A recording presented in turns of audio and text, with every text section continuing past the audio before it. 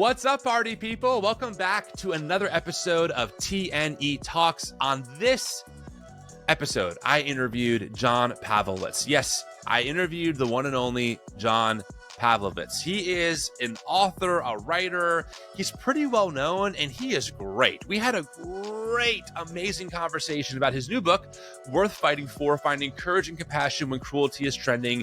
That led us into all kinds of topics. How do we handle interrelational connections with people who don't see things the same way that we do? How do we make the world a better place? Progressive theology, Christian nationalism, we cover it all. And John had some great advice for me and for you when it comes to how do we handle the relational side of this. So John, thank you so much for coming on. Friends, thank you so much for being here. If you like the work that we're doing, make sure to like and subscribe if you're watching this on YouTube, or download this episode and subscribe to the podcast wherever you find your podcast. Thank you so much for supporting our work. We are a nonprofit organization holding space for thousands of people as they find a better path forward in their faith. The best way to support our work is to donate. We are a nonprofit, which means all donations made in the U.S. are tax deductible, and it helps make this work completely paywall free and help folks know that they are not alone and that there are better ways forward in their Christian tradition. I hope you enjoy the podcast. Let me know what you think about this in the comments, or shoot me an email, info@thenewevangelicals.com. Talk to y'all later on. Sweet. Well, John, great to have you on the podcast. You were one of the people that my audience asked for many, many times. So I said, okay, all right, I will do it. I will DM John and get him on the podcast. So great to have you. Oh, it's so good to be here, man. And I really love what you're doing and what you're writing about and speaking about. So I've been waiting for this for a while. Awesome. Well, it is great to have you.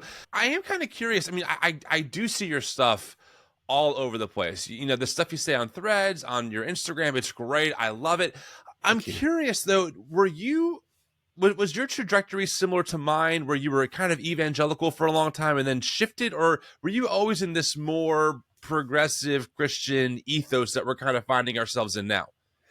Well, I was a reluctant pastor, so I entered the ministry sort of I was drafted into it, I say, and I was just kind of going along with life and not expecting to be a pastor at all. And I think what happened was, as I slowly began working my way into larger churches, I didn't really realize how political a job a minister actually was. And so I was in increasingly more evangelical, conservative, orthodox, if you will, spaces. And I started to realize that there were tensions between what I was feeling and the things I thought I should be talking about and the sort of the pastoral expectations. And that's when I really began to realize, okay, I'm in this environment that is really not fully compatible with who I am right now. And it was that sort of tension of how much can I nudge the congregation? How authentic can I be and still be, a pastor on staff, and, yes. And so that was really the process. It was looking around and also seeing the way that the church was changing. So even the churches that I was a part of, these mega churches in the South, they may have started in a more balanced space, but they became increasingly more conservative and rejected a lot of the Sermon on the Mount. And that was an alarm to me. And so that's where I kind of began to try to figure out what is my responsibility? Just how can I speak explicitly into these things and still be a pastor? It is reassuring to hear that I have found a pastor who started in that world and went, wait a second, this stuff isn't adding up with the basic tenets of following Jesus, like the Sermon on the Mount. Because a lot of us, I think, at least from the people I hear from in my space, a lot of them hear about or have experienced pastors who went, to your point, farther into that really Christian nationalist, MAGA loving world where we think that maybe we need more guns in the country and that, maybe we should build crosses for our enemies instead of bear crosses for them. And we went, wait, I don't understand. This isn't really adding up. So it's encouraging to hear you say, yeah, I saw it too. I saw the problems too. Well, and what I found was, as I kind of expressed this more and more, I began seeing that there were pastors, ministers, church staff members all over the country who were Mm, feeling these tensions, but they're, of course, in that world. yes. And, a lot of what I don't think a lot of people understand is many people in those communities, they're torn because they have their convictions and yet they have this community that they love. They have this tradition that they're tethered to, and it's hard to know how much you can jettison of that and still retain all the things that you love about them. And so Yeah. that's where we are. It's a real personal experience, and I think there are so many people in congregations and in leadership who really aren't on board with this nationalism thing, but they don't know how to divorce themselves from it. This is a really important point that I'm not sure if I call out enough, because if there's one thing that churches do give people, it is a sense of belonging, a sense of community, that so-called third space, right? So it's not work, it's not your home, it's church. Hmm. And I, as someone who's not been in my church for several years now, I really miss it. Like, I miss the friendship. I miss the sense of being a part of something bigger than myself. I miss all of that, right? Hmm. And I think a lot of people, and I hear from quite a bit, folks who are still in church who really struggle with the theology or the direction of where the white evangelical space is heading in general, but Yeah. say, I have such good friends here. I have community here. I have people that, I love, and I don't want to leave that behind. So I really agree with you on this point. Thank you. Yeah, and it's something that I talk about all the time in the work that I do. We're talking theology, we're talking politics, but Yeah. really it settles down into relationships, and that's where there is so much fracture. And it's the human part of this. It's not simply what do I believe, what are the doctrines I hold on to or reject. It's really Yeah. about the people across from me that I share life with, and it's hard for me. It's easy for me sometimes to be cavalier about other Mm. people's relationships. And I have to remember all the time that when you're inside it, or if you're living in a really red area and this is your tribe, these are your people, it's hard to know how do I navigate that. And so the virtual world has been a place for me to sort of welcome all these forced prodigals, as I call them. Yeah. And, I think that we need to remember that people are not Christian nationalist robots, right? Like when I went to Turning Point's America Fest in December Yeah. and was there for the whole thing, it was a reminder that, yes, of course, there are so many problems. I'm really concerned legally and culturally, of course. Yeah. But also, I met people who were human beings. They had families. They liked watching The Office like I did. We shared some of the same music tastes. Yeah. We both love to get sushi, right? You're like, oh, right. They're not just waking up like Christian nationalism must take over the country. Like, that's not what's going on here, right? It's more complicated than that. And I'm sure they thought the same thing about me. Like, I don't just wake up, thinking about whatever us radical Marxists, I guess, think about. Yeah. But we're humans, and that's an important piece of this conversation for me, that we continue to humanize what's happening, because once we start dehumanizing people, that puts Yes. us on a path towards violence. That puts us on the same path that we see, Turning Point USA and others heading down. Yeah, that's the thing. That dehumanization is what we reject so strongly. That's what the alarm goes off in Yeah. us about. And that's really being a respecter of the road that people have traveled. I have to respect someone's Yes. road even if I don't share their convictions. And that's a huge thing, that it's much easier to do interpersonally, but when we look at a group of people, I have to remember that the MAGA movement is not a monolith. There are people Yeah. who seem to be part of it because of the way they vote, but they feel all different ways about it. And the same way that people would drive past the churches I was part of and say, I know what all those people are. And yet there Yeah. was an incredible diversity of experience and thought. And we have to try and remember that. Yeah. I will never forget being at Turning Point's Pastor Summit about a year ago now in May, and I'm sitting in a coffee shop with maybe 7 or 8 pastors who came out, so they're all at least interested in that world. Mhm. And we all agreed that the college student loan system is predatory and should be abolished, and people deserve affordable education. Yeah. And I was like, guys, what are we arguing over? Like, what is the problem? Exactly. Right. So I have even found myself having moments, especially over economic issues, of serious agreement. Hey, why can't we get affordable healthcare in the country? Other countries Mm, do it. It's kind of odd that healthcare is tied to our job and to, having to be in network, out of network, and it's bankrupting people. And right.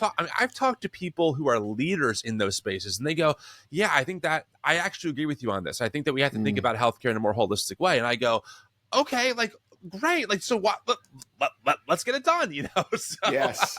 Well, it's once you get, I always talk about the fact that we live in stories and in systems. And the that's good. stories are places where we can navigate a lot, but it's when we just get lumped into those systems or those bigger collectives that it Yeah. starts to break down. I talk to ministers, pastors all over the country, and so many of them share their misgivings to me about the political situation, about Trump, whatever it could be, but they know or they believe that they can't share any of that publicly.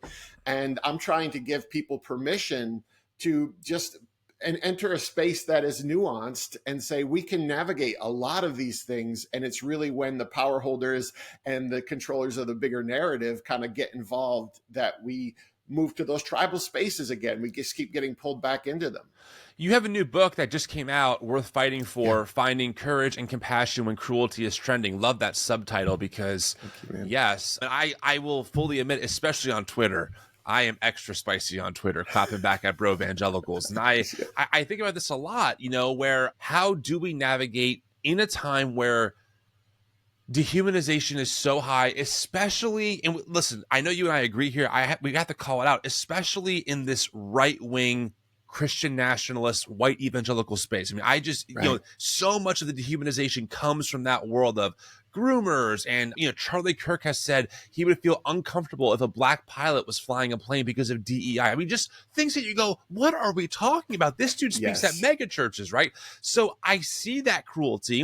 And of course, there's a part of me that wants to be just as snarky right back to insult him, but that doesn't really solve the problem. So do Mm. you talk a lot about the systems versus stories in your book as well? I do, and I help people try and navigate. See, it's for me. It's we are always, if we're empathetic human beings, we're always going to be in the tension between our convictions and our relationships. So when do I sort of try and dig in and save this personal, relationship that I've had for years, and when do I know that right now what I need to do is lean into my values even at the detriment of that relationship.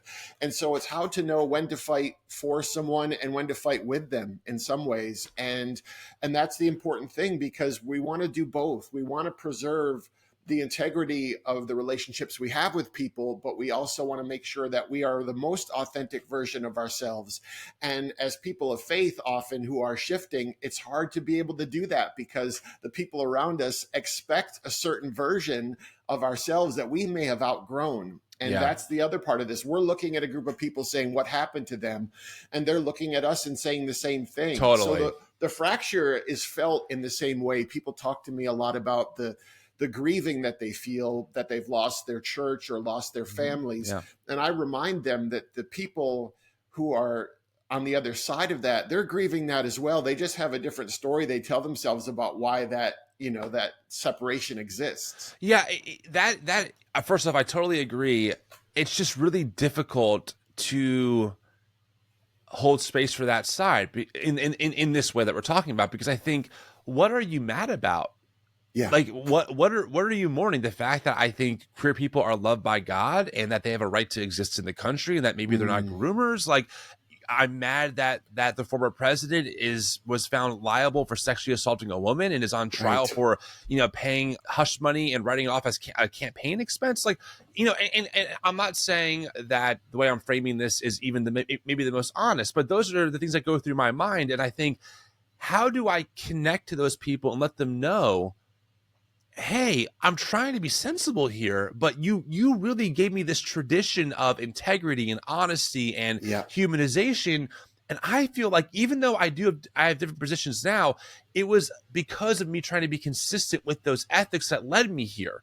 And while Exactly. I feel like some of my other tradition betrayed those ethics for the sake of cultural power or this I would argue imaginary threat that any day now, Joe Biden's going to kick down someone's door and take their guns and their Bible and throw Right. them in prison, right? That's what I struggle with.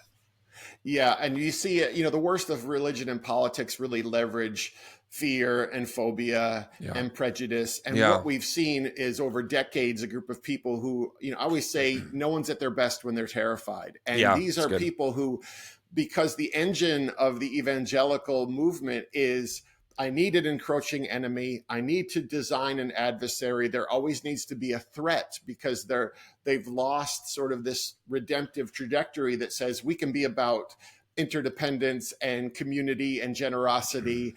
But now it's about vilification of the other. And so that's why I grieve that, because I want those people to experience the wide open existence that you and I have come to realize that actually, yeah, diversity is better. More stories is the better thing. And so I'm actually fighting.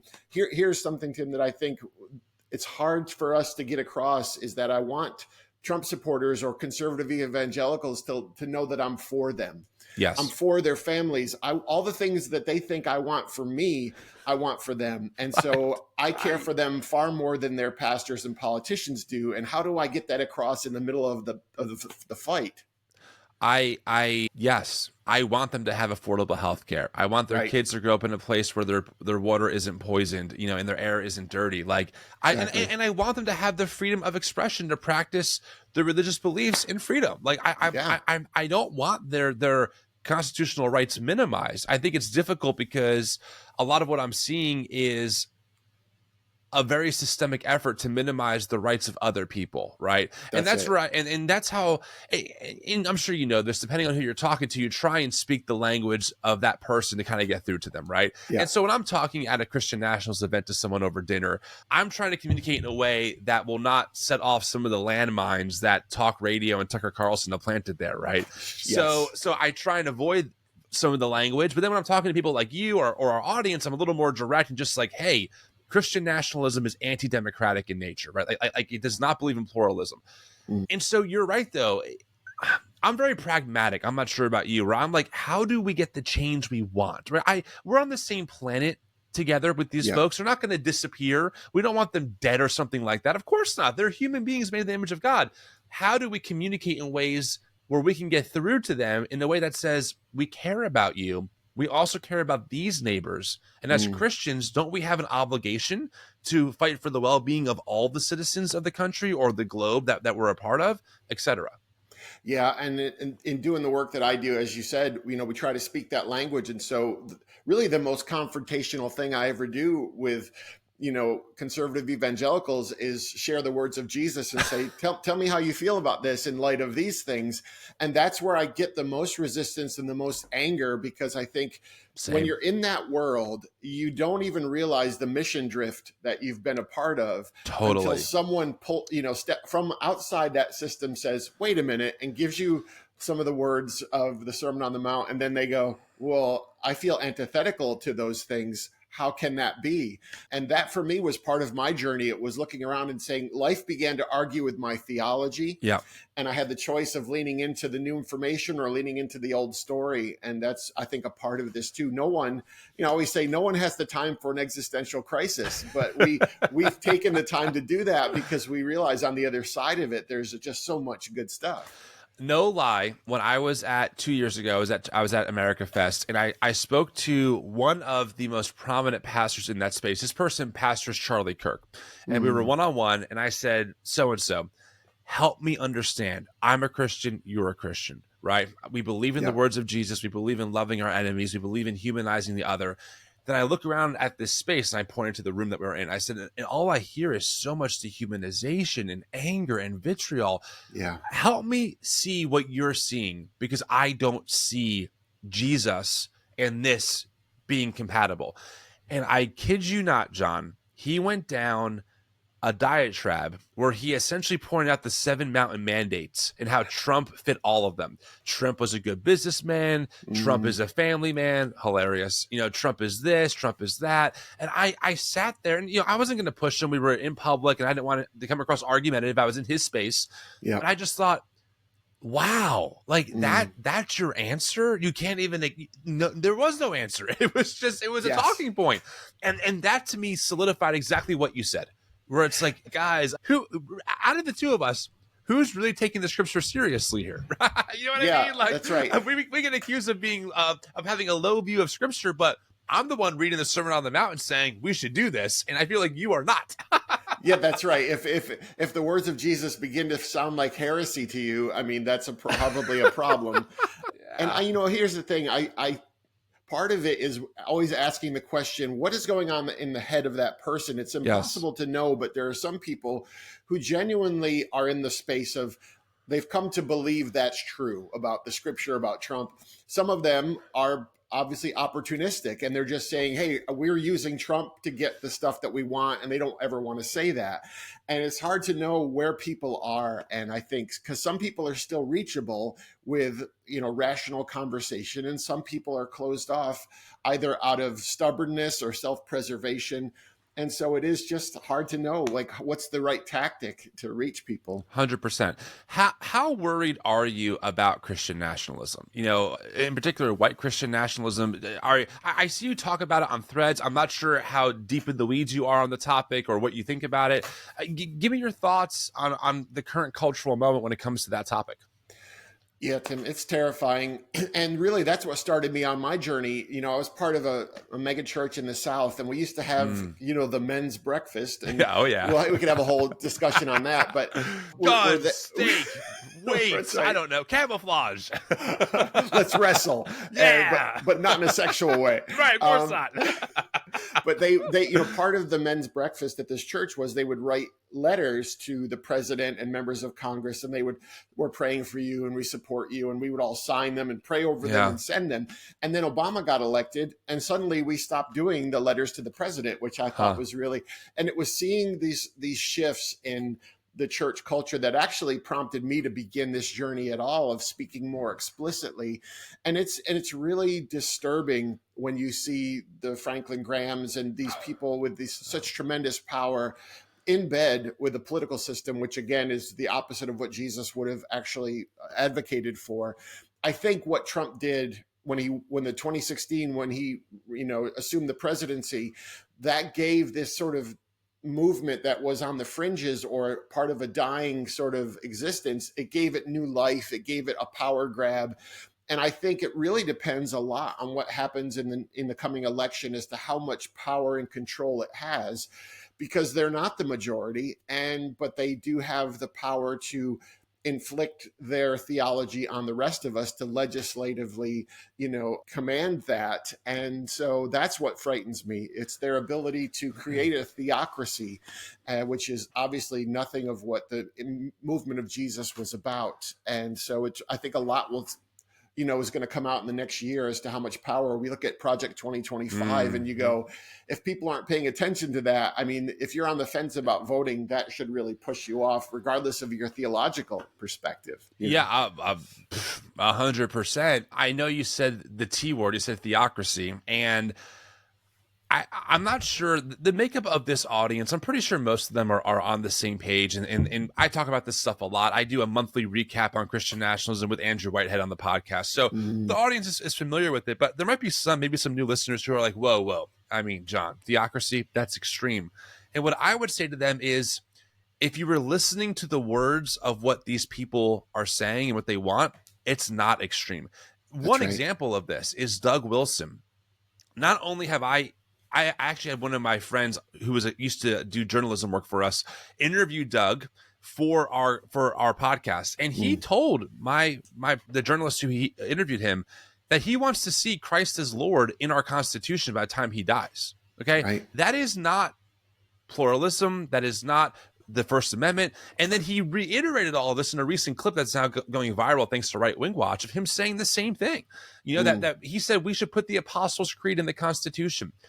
So I just want to be clear to people out there who might think that we're being the sky is falling kind of talk radio, right? That I grew up listening to.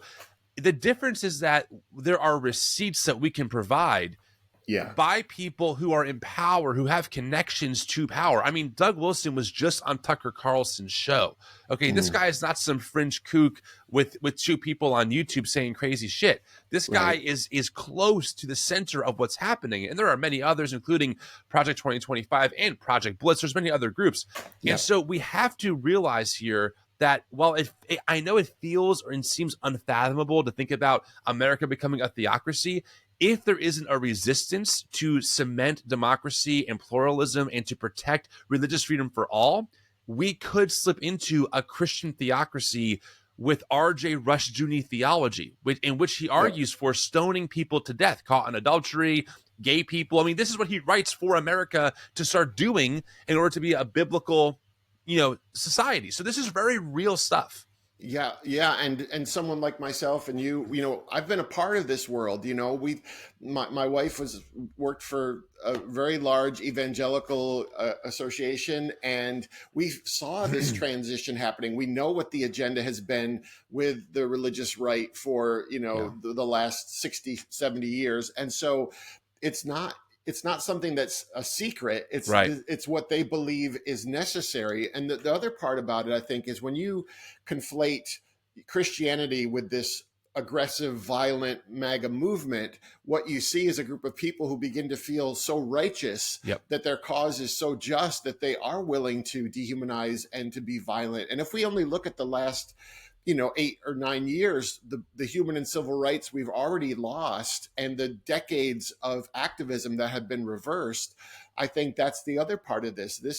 It's not just we want to be Christian and have our freedoms. It's we want you to live under those Christian principles as well as we define them, of course. That's exactly right. Listen, we do have freedom of thought in America, right? Meaning you can Yeah, believe whatever you want. I can't throw you in prison because you have a view that I don't like. And you can practice those right. things in your house, even in your churches. They're pretty untouched by the government. So Yep. no one's saying you can't have these views that I or you would find abhorrent. The problem is when those views need to become law for everyone else to follow, right? That's when it becomes very dangerous. And also, again, I'm not sure how closely you track this stuff, but there is a big push of anti-white racism coming. Tucker Carlson just interviewed someone who wrote a book about this. Charlie Kirk recently tweeted that the civil rights movement was an anti-white movement. And now, Yep. for anyone who knows, and I'm not the most educated historian in this conversation, but anyone who knows their history knows that this is the same rhetoric from the KKK in the 70s and 80s with David Duke. I mean, it is the same stuff through and through, anti-white hate. And to see it come back around in 2024 and embraced by people who have the ear of many white evangelicals, it does not give me a lot of hope for the direction that they are heading in. Absolutely. And what you find is, at least in the work that I'm doing, I'm speaking to so many people who were in that world and they've come to see the things that we've seen, and they've left, but they kind of are in this kind of place of being homeless because they don't know where they fit or Right. how people who believe who have a different expression of spirituality, how they can collectively share who they are and let people know there's a dissenting voice than the one they're hearing. I think that's a lot of the story too, is progressives, liberals have really yielded the space of theology, religion, spirituality to the conservatives. And as a result, that's the expression that most people are seeing, something that's predatory and exclusionary. And that's the really sad thing. So let's talk about the story side. I think you and Yeah. I and the audience, we really understand the systems. We know it's a threat. Okay, check, got it. Now Yeah. let's get into like the muck of it, right? Like the complicated. It's not binary. We're in relationship with people. I'm assuming you talk about this a lot in your book because your whole angle is being compassionate and I'm assuming empathetic when cruelty is trending. So what's kind of your approach? I mean, I'm sure you have friends in your life like I do who would be maybe even just an open Trump supporter, right? But I've known them for a long time and I still break bread with them and we have conversations. How do you approach these kinds of things when it comes down to the inner relationship that we're all kind of in with other people in this world? I think the challenge is we have our relationships are in such different places with each human being, and so there's never going to be an approach that's going to work all the time for all relationships. But I think Yeah. it begins with looking at the person across from us and still having a posture of curiosity about them, Yeah. about not saying, hey, I figured them out, or they vote this way, or they go to this church, so I know who they are. We do that with people all the time. We want a shorthand way to sum them up. And so it's really about slowing down as much as we can and remembering that we still have something to learn about the person across from us. And we can do that. Here's the thing: we can learn more about their story, connect to them deeply, and still disagree vehemently with their conclusions or feel that there is a moral incompatibility at the end of that. But we do want to see them as fully formed, complex human beings who had a church they were raised in, a family that they were a part of, words spoken into their lives. They came to their conclusions as carefully and thoughtfully and prayerfully as we have. And so I start there, trying to be, respect that journey. And the other is to let them tell me what they're afraid of. I always tell people, look for the fears and false stories. When you're in an exchange with someone, when you're talking with someone about whatever, immigration or gun control, try and figure out what they're actually afraid of. And because they might not even know, they might just be blindly afraid. And so I try to give them space to tell me more about the whys of what they believe. And hopefully I can find a place to speak some truth in there, because I want to make them less afraid. I don't want them to agree with me. I mean, that would be nice. Then we'd both be right, Yeah, of course. But I want them to be less afraid, because I want their existence to be more joy-filled than it is. One of the questions I get a lot from our community is, what do I do with my parents? And I listen, full transparency, this was one of my struggles as well, because my parents raised me in a very evangelical John MacArthur type of theology. I was homeschooled, but they were great parents. Like my dad was never abusive. My parents have a really strong marriage to this day. They would say it's complementarian, but they live out a very egalitarian marriage. My dad can't even feed himself when my mom goes on vacation. It's that kind of thing. And they really modeled a lot of the values I have in that shaped the work I do now is because of them. And also, my dad is very much in the talk radio Trump world. And people have this same tension where they go, how do I navigate the dinner table? How do I navigate the holidays, etc.? And to your point, you're right. Every relationship is so unique. Are there any broad pieces of wisdom or maybe just pieces of advice that you have for people out there who are trying to navigate this? Well, I tend to tell people, if you can figure out if the person across from you is still respects you as a human being, still sees your humanity, is still curious about your belief system and why you come to the conclusions that you do, if there is an effort to understand, I think there's a lot we can do with that, because we don't want to take people to the opposite poles and just scream from a distance. I think we know when people are shutting down in front of us and when people are still open, even if they're really passionate. They can be loud and abrasive and still be trying to be understood or to understand us. And I think that's almost a daily, hourly decision we have to make with people. There are members of my family who at times I know that they're not coming, or I don't believe they're coming in a spirit of good faith. And that's when I opt out. But there are other times when organically or by design, the conversation is constructive and I lean into it. And so we do our best to keep giving people another opportunity to show us their humanity.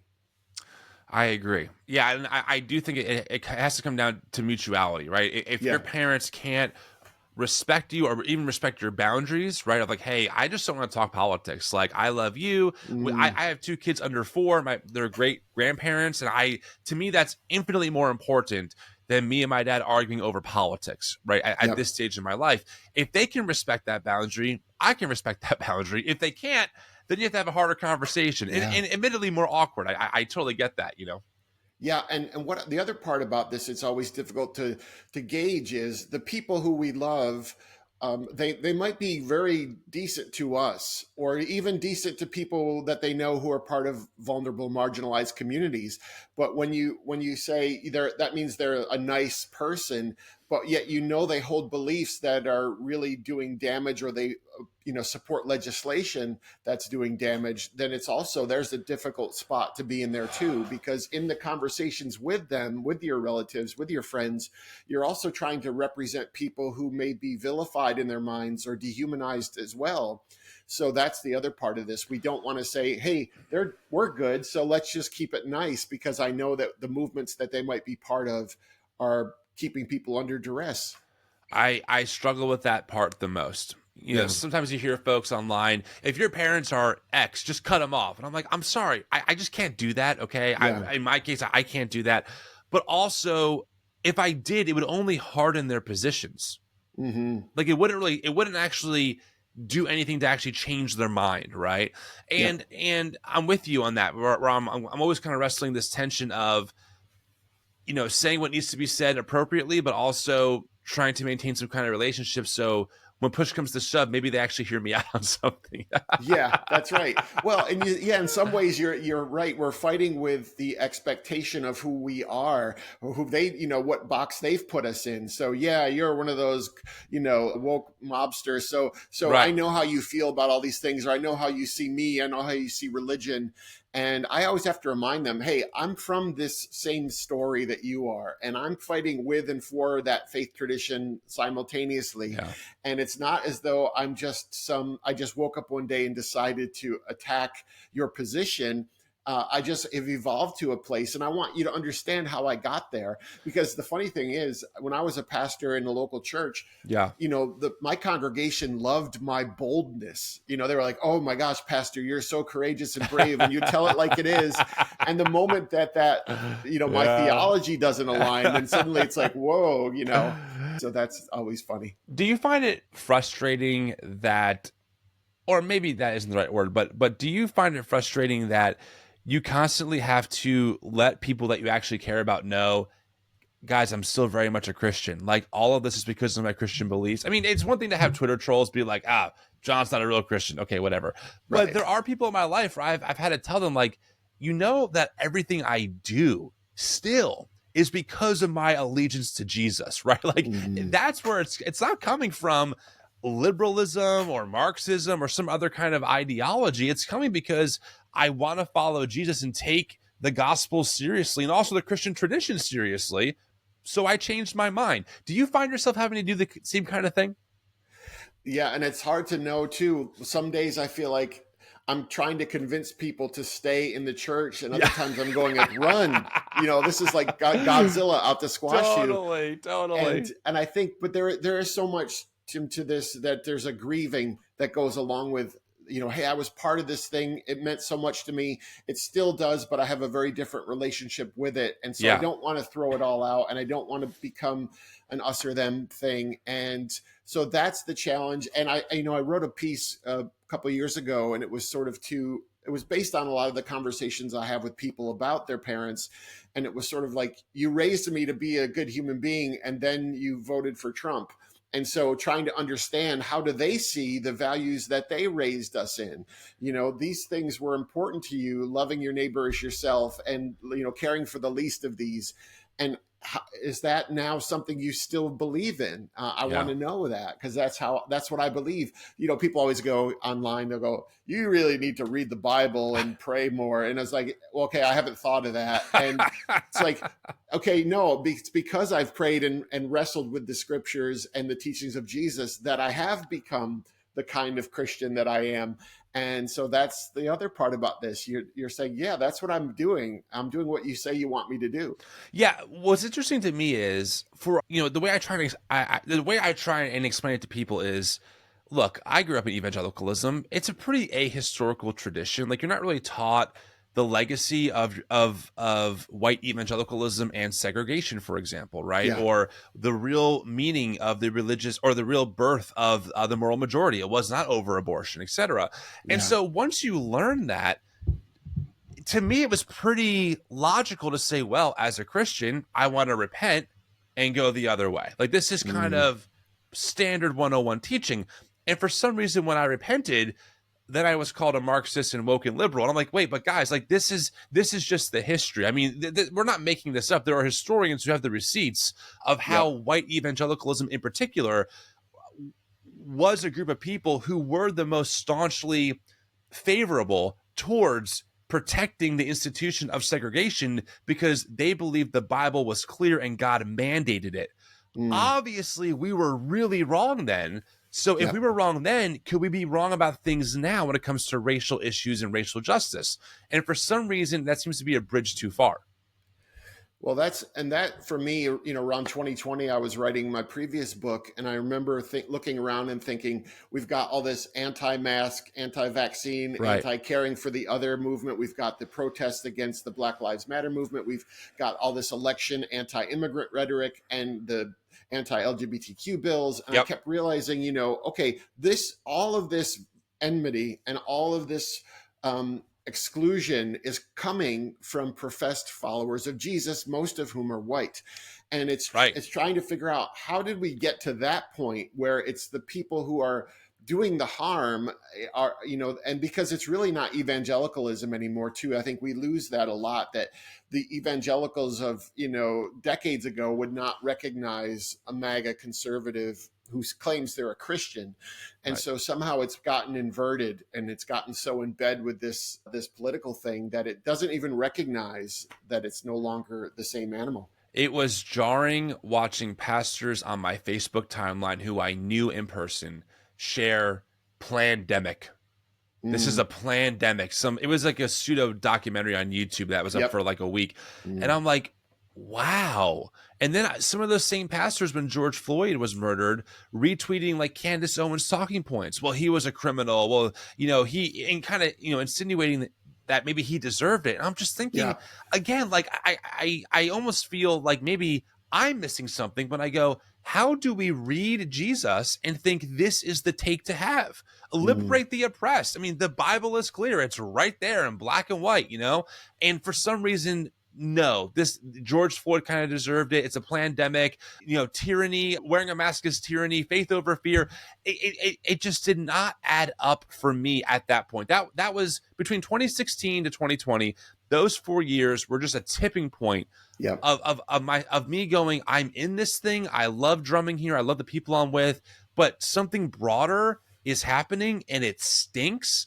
And what I thought maybe a couple of years ago was kind of dumb and silly, like, oh, we're always waging war on Starbucks during Christmas. That's annoying, but I can look past it. I'm beyond that now. Like, something is way wrong in all of this. And it's just difficult, man, because I try to be very, look, this is reasonable. Like, this is the history. This is what we know. We should do better. And it just seems like there is this resistance every step of the way of, that's woke, that's Marxist, that's liberal, that's socialist, that's godless. You have a low view of scripture. Like, I'm not talking about any of those things. Like, James 5 is a condemnation of rich business owners who exploit their workers for an unfair profit. Right. That's not Marxism. That's the quote unquote word of God. Why are we ignoring these scriptures? That stuff gets me going. Yeah. And what we find is, I remind people all the time, when you see these self-proclaimed followers of Jesus, invoking their faith, they're almost never using Jesus or his teachings. They're using the idea of God or the Bible. And because those are so broad that they can superimpose their values onto God and make God into whatever they want, but they really never use the teachings of Jesus because they really can't fudge those in the way that they need to. Yeah. And some of it's just to placate themselves, because I think what we fail to realize is that people want a faith that they don't have to do a lot of investigation about. There's sort of a laziness to that. The same way for politics, most people don't have time to dig deep into things. And so it's that wanting that sort of drive-by spirituality. Let me know what I'm supposed to believe. Yeah. And they don't want to ask the questions that you and I would just ask them to consider. Are you almost kind of envious of folks who have what they would call as the simple faith? I have friends who are like, hey man, I go to church. I like it. I'm a Christian. I don't think about it. I go to work. And I'm like, wow, that must be real nice. Yeah, that's right. Oh, what is it like to sleep at night? What is it like to sleep, dude? Yeah, and I do. And I feel I've written about feeling sort of envious of them and then realizing, okay, but the answer is I don't want to become that. I don't want to shut it off. Yeah, And I also want to figure out how to reach them in a place that gives them just a bit of my urgency without them thinking I am talking about the sky falling all the time. I right. think that that's probably the place that's the most frustrating because people who are in that kind of church environment, they're immersed in that. They're hearing Tucker Carlson every day. They're Yep. watching Fox News. Yep. So it's almost impossible for them to be outside of that story and see objectively. But when we have people like we're talking about who have the luxury of critical thinking, then we really wish they would sort of then enter into the fight in some way so that we don't lose. I think a lot of it is, hey, you look out, it's a beautiful day, you've got stuff to do. We can't be in as much danger as these kooks tell us we are. Right. And that's what you want to share with people. No, I'm not just saying this because I want clicks or readers. I genuinely care about the trajectory of our nation and the world, and that's why I'm doing this. And I ask you to look at some things. Do you find yourself in tension between speaking to your audience who needs to feel seen and calling out this stuff bluntly and just saying it versus knowing that there are some folks out there that could be persuaded, and so trying to also balance that razor's edge of I don't want to be too bombastic and lose the people who could be persuaded, but also I want my audience or my core community who likes my work to feel seen and just call it out when it needs to be called out. Yeah, Tim, that's huge. I mean, it's a daily thing. And I tell people all the time, Same. I'm trying to say the same thing in maybe 10 different ways because one day I want to reach someone theologically and take this scripture and sometimes I want to share a story with them and help them see that way. Sometimes I want to, confront them, and sometimes I just want to gently nudge them to ask a question or to have some self-awareness. So, and you do run the risk of I remember writing a piece called Trump Supporters, Can We Talk? And it was basically saying, hey, I am, on your side. I'm for you and Trump is not, and your politicians are not. And then people, maybe to the left were like, well, why are you making such peace with these people who are trying to oppress vulnerable people? And I'm aware, of course, of that. But it's about, I can't completely become an all or nothing caricature because at that point we lose any sort of audience we have with people. And we want that. We want to be able to still speak to people who disagree with us. We can become a fundamentalist all over again if we're not careful, right? That's not talking about human rights issues or how we advocate for the well-being of our neighbors. Of course, there are fundamental beliefs that we should be holding. But when it comes to the fundamentalism of evangelicalism, of this binary black and white, they're good, we're evil, this is right, this is wrong, we can do that again to the other people that we came from and lose their humanity if we're not careful. And again, I go back to we live on the same planet. Right? We're breathing the same air. We have to figure out a way to work together because killing people is certainly not an option. Imprisoning people for their own thoughts is not an option, right? So we have to I'm very much a believer of a wide approach. Like, yes, publicly, when it comes to our platform, here's where we stand. Queer inclusion in the church, fighting for trans rights, acknowledging the legacy of systemic oppression at the hands of white evangelicals towards the black community. What laws can we pass? Yes. And then on the story side, as you would say, I'm very much like, I will talk to anyone who will talk to me. I will fly to their house. I will get lunch with them. I will spend the 3 hours. I will call them on the phone.